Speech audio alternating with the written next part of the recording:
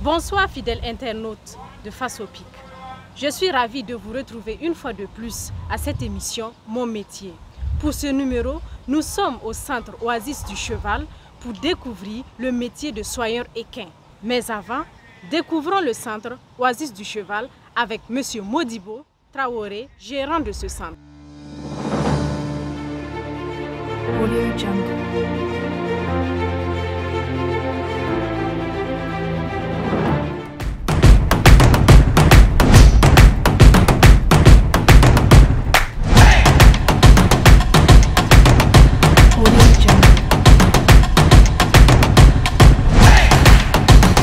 Bonsoir Monsieur Modibo Traoré. Je vais vous demander de vous présenter à nos fidèles internautes qui suivent cette émission Mon métier sur Face au Pic. Bonsoir madame, enchanté. D'abord merci pour cette visite à l'Oasis du Cheval. Moi je suis Modibo Traoré, je suis gérant du centre équestre Oasis du Cheval. Donc centre équestre, notre métier c'est de former des cavaliers, former également des chevaux et donc proposer l'équitation en tant que sport et loisir au Burkinabé. Et depuis quand ce centre Oasis du Cheval existe ici au Burkina Faso? L'Oasis du Cheval est dans la commune rurale de Saba depuis 24 ans. 24 ans que nous sommes installés. Voilà. Et donc, à l'époque, quand on s'installait, effectivement, c'était en zone périurbaine. Hein. Maintenant, nous sommes vraiment dans la cité. Et ça, c'est intéressant parce que le Burkina Faso étant un pays de cheval, c'est bien que notre tradition soit à nos portes. Donc c'est pour cela que nous revendiquons et dans plusieurs grandes capitales mondiales, les centres équestres sont à proximité des populations. Vous dites que c'est bien que notre tradition soit à nos portes. Est-ce que vous pouvez revenir sur les objectifs de la création de ce centre? D'abord, c'est la passion. Hein, c'est de la passion et puis vivre de cette passion. C'est vrai, c'est un métier et nous, on a voulu vivre de cela.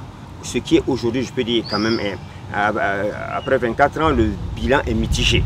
Bon, on tient la route, difficilement, on tient la route. Il y a encore beaucoup à faire. On espère que les Burkinabés vont se mettre de plus en plus au cheval et qu'on aura vraiment l'occasion de créer de la richesse dans ces métiers-là. Parce qu'effectivement, dans l'équitation, il y a plusieurs métiers. Au niveau de l'Oasis du Cheval, combien est-ce que de chevaux vous avez à votre actif ici pour permettre à ces jeunes-là de venir vraiment s'essayer dans l'équitation? Nous avons 32 chevaux, dont 7 pensionnaires.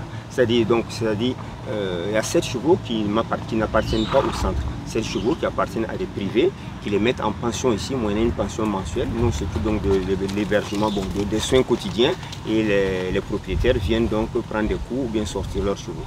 Donc 32 chevaux, 4 juments et on a 2 poulains. Comme je disais, c'est un centre de formation, nous ne faisons pas de l'élevage. On s'est essayé, on a fait 2 naissances, mais l'objectif c'est de faire de l'élevage, mais sur un autre site, pour quand même promouvoir la race du cheval burkinabé, avec apport d'autres races pour améliorer les performances de nos chevaux locaux. Vous avez à votre actif 32 chevaux, vous avez dit. Il y a certainement du personnel autour. Quels sont les différents acteurs qui rentrent dans cette chaîne-là pour l'entretien du cheval et la vie du cheval même à quelque part?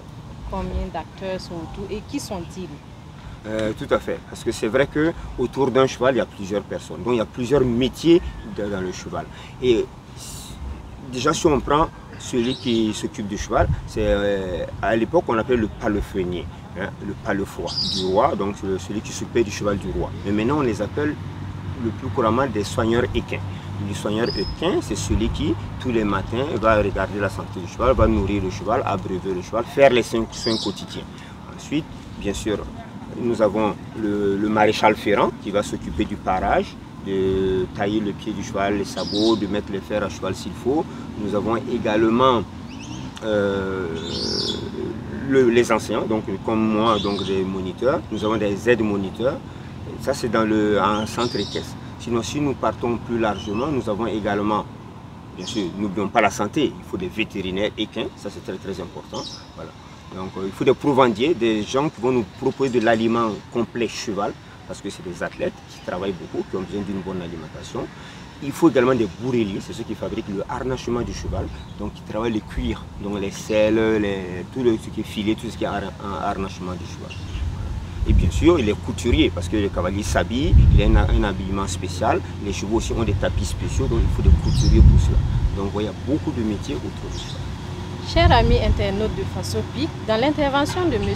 Modibo Traoré, gérant du centre L'Oasis du Cheval, il a fait cas d'un métier qui retient notre attention. Il s'agit du métier de soigneur équin. Qui est le soigneur équin? Comment faire pour être soigneur équin? Restez connectés et suivez. Je m'appelle Bouré Magnondigo. Je suis un palefrénier à l'Oasis du Cheval. Donc, je suis là avec le cheval qui s'appelle Karma. Voilà, Karma, c'est un étalon qui est à l'Oasis du Cheval, qui travaille dans le club. Donc, je vais vous montrer ce qu'on fait au quotidien avec ce cheval qui s'appelle Karma. Donc, chaque matin, on s'occupe des chevaux. Donc, on fait le passage du cheval et voilà, avant de le travailler. Donc, pour faire le passage, d'abord, on se sert des outils qu'on appelle des outils de passage qui sont là, des brosses de passage, voilà, avec un cure-pied. On se sert de ça pour faire le passage des chevaux.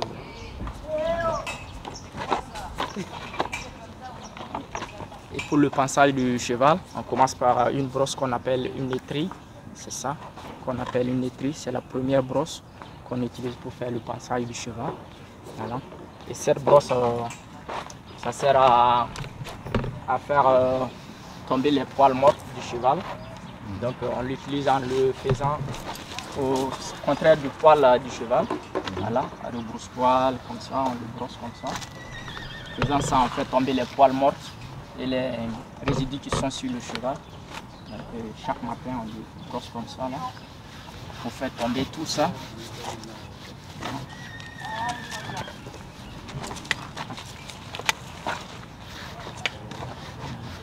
Comme il y a l'autre là, il est en train de bouger.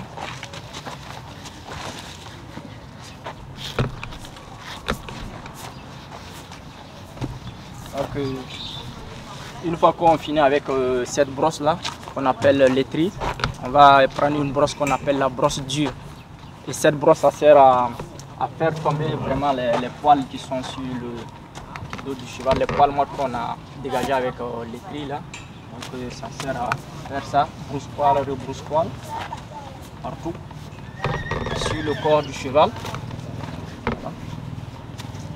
Partout. Voilà.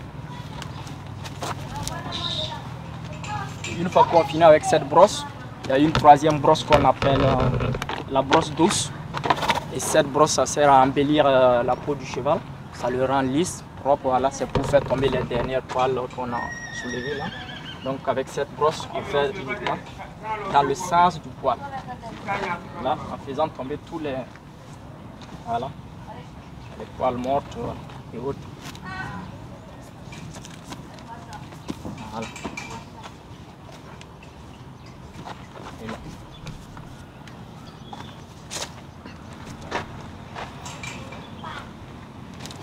Et là, au niveau des membres du cheval, on ne doit pas utiliser cette brosse l'étrie par exemple. On ne doit pas l'utiliser parce que les membres sont sensibles et il y a les os qui sont là. Au niveau de là, on doit utiliser uniquement la brosse dure qui est là, cette brosse là, pour faire voilà, pour brosser les membres du cheval. Voilà, et on se sert de cette brosse là pour faire la. Voilà.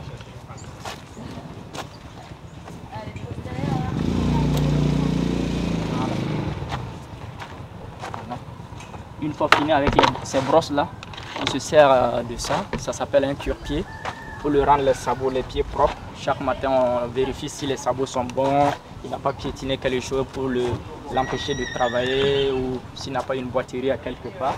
Donc c'est avec ça, ça s'appelle un cure-pied. On utilise ça pour dégager les saletés qui sont sur la fourchette. Voilà. Et avec ça, on le dégage les saletés là.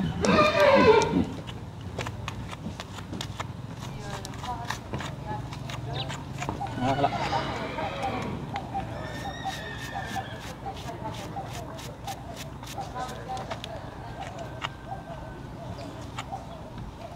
Voilà, là c'est propre. C'est pareil, voilà aussi. Et pour le faire, à chaque fois, tu t'approches du cheval, il ne faut jamais le faire en regardant devant le cheval, tu dois te mettre en parallèle avec le cheval. Tu te mets en parallèle avec le cheval, ton épaule contre son... Bon, là c'est le postérieur, donc tu le mets comme ça, tu te colles à lui. Une fois qu'il soulève le pied, tu t'avances, voilà.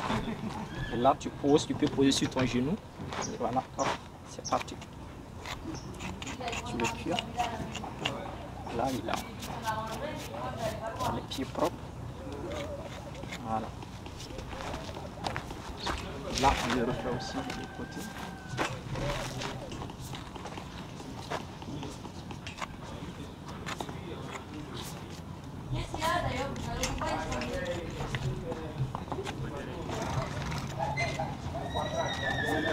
Ici aussi.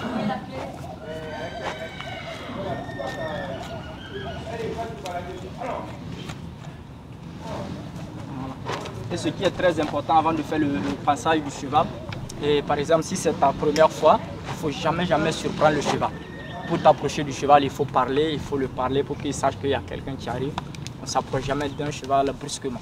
Donc tu t'approches en lui parlant, bon, par exemple lui il s'appelle Karma, tu peux prononcer son nom, tu dis Karma, voilà tout ça, pour qu'il ait une confiance avec toi quoi, avant de commencer le travail. On ne vient pas brusquement, tu commences à soulever les pieds dans l'air. Voilà. Et là aussi pour venir vers un cheval, tu ne viens jamais derrière, tu viens de travers à côté comme ça pour qu'il te voie. Après le pansage de Karma, le cheval du jour, découvrons davantage le métier de soigneur équin avec Bourema Nyondiko. Monsieur Nyondiko, avez-vous bénéficié d'une quelconque formation pour être soigneur équin? Oui, j'ai bénéficié d'une formation de la part de mon chef, Modibo Traoré, le responsable du club. C'est lui qui m'a formé en soins équins. Voilà. Même pour monter à cheval tout autour, c'est lui qui m'a formé à faire tout cela. Voilà. Quelles sont les qualités qu'on doit avoir pour pouvoir exercer ce métier de soigneur équin? Les qualités qu'on doit avoir pour être un soigneur équin, d'abord il faut la patience avec les chevaux. Si tu es brutal, tu ne peux jamais être dans le domaine équin. Donc il faut avoir la patience. Il faut être quelqu'un aussi de décisif quoi. Il faut décider, puisque avec les chevaux, soit il décide à ta place, soit tu décides. Donc avec les chevaux, il ne faut pas badiner. Si tu travailles avec lui, il y a des trucs, c'est comme des enfants, nos petits frères à la maison. Il y a des trucs qu'on les laisse faire, il y a certains trucs, tu dis non, tu n'as pas droit à cela. Donc l'équitation aussi c'est pareil. Donc il faut de la patience pour exercer ce métier. Il y a sûrement une histoire derrière ça. D'où vous est venue l'idée d'être soigneur équin? Bon, l'idée m'est venue de mes parents. D'abord, je suis un prêtre, comme je l'ai dit. Chez moi au village, mon papa c'est lui le chef de notre village. Il a un cheval là-bas, donc l'amour m'est venu de là-bas. Donc du coup, quand je suis venu à Ouaga, j'ai trouvé ce centre, je me dis mais bon, pourquoi pas ne pas venir exercer ce métier. Et puis bon, un jour, peut-être après le papa, je serai le chef. Et là, au lieu de chercher quelqu'un, je vais m'occuper de mes chevaux moi-même quoi. Depuis quand Monsieur Nyondiko est dans ce domaine de soigneur équin? Je suis là depuis le 25 août 2013. Je suis là. D'accord, 2013, 2021, ça va faire pratiquement 8 ans. 8 ans que vous êtes là. Voilà. Avez-vous déjà rencontré des difficultés dans l'exercice de cette fonction de soigneur équin? Si oui, quelles sont les difficultés que vous faites face au quotidien? Si les difficultés ne manquent pas, parce que ici c'est un centre équestre où beaucoup de gens, on a des chevaux en pension ici. Il y a d'autres, les prestations qu'on fait, il y a d'autres qui viennent nous dire, malgré qu'on se donne à fond, il y a d'autres qui viennent nous dire que bon, la prestation n'est pas ça. Donc des fois, en tant que palefrenier ou voilà, soigneur équin, bon, si tu rentres chez toi, tu dis ben, qu'est-ce que je dois faire demain pour qu'il puisse être voilà, au top, pour qu'il soit content, il soit à l'aise avec moi, quoi. Voilà, pour avoir une bonne prestation. Mais il y a certainement des avantages liés à l'exercice de ce métier-là. Toute chose d'ailleurs qui vous motive à faire ce métier vraiment une passion. Quels sont les avantages liés à l'exercice de ce métier? Bon, les avantages qui sont liés à ce métier, c'est que avec les chevaux, bon, je peux dire que moi personnellement, grâce aux chevaux, j'ai connu beaucoup de pays grâce aux chevaux. Si je n'étais pas là, ce n'était pas évident que je sois dans ces pays, mais grâce aux chevaux, j'ai connu ces pays.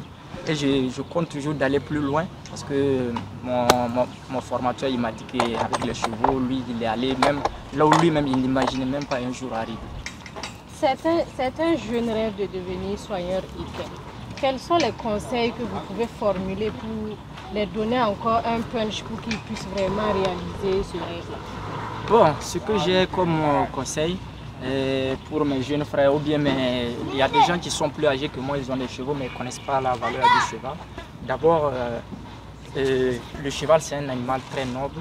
Si tu as le cheval, franchement, ça t'apporte beaucoup de choses si tu connais vraiment la valeur du cheval. Ça peut t'amener dans beaucoup de trucs, comme je t'ai dit. Parce que dans le domaine, il y a plusieurs spécialités. Par exemple, il y a l'équitation classique, il y a les sauts d'obstacles qu'on fait, il y a le dressage qu'on fait. Donc dans plusieurs domaines, ça peut t'amener loin.